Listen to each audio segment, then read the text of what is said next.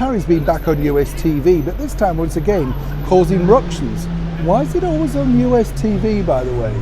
Hi, good morning, Neil Sean here at the very heart of London. Nice to see you today. Thanks so much for your company. And thank you to everybody who's now got this channel up to over 125,000 subscribers.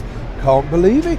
Wow, so big thank you to everybody. Honestly, it's so kind of you to support me in this way. I'm really glad that you enjoy the channel, and thank you so much for all your kind comments also.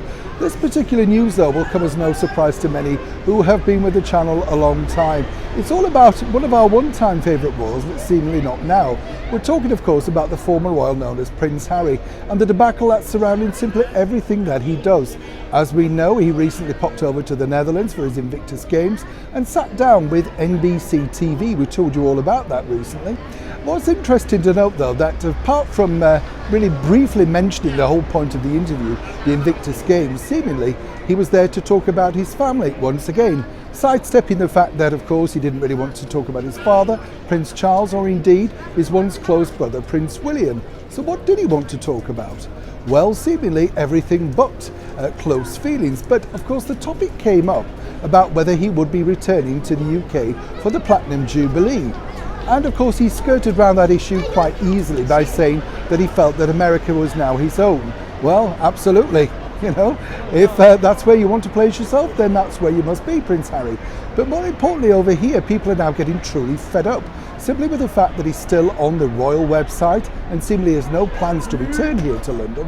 And then of course there are bigger issues about the reasons why he simply doesn't want to return to support his one-time, as he claims, much-loved grandmother, Queen Elizabeth II, our reigning monarch of 70 years. Now, apparently it's a case of no security, no Harry. But what's the true story behind that? Well, the true story, according to a very good source, is simply this.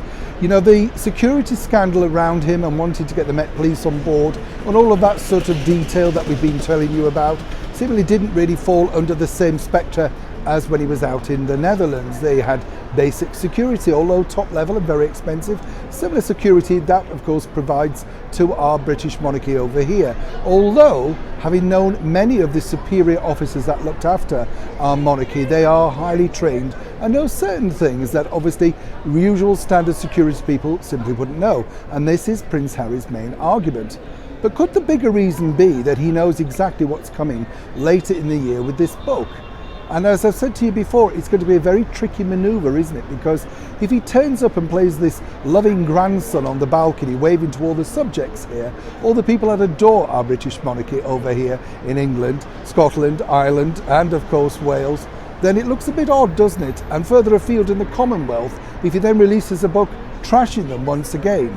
We've already heard hints of this. Security really a smokescreen, and the true reason why he can't return. And moving forward with that, is it better, of course, for him if he keeps out of the way?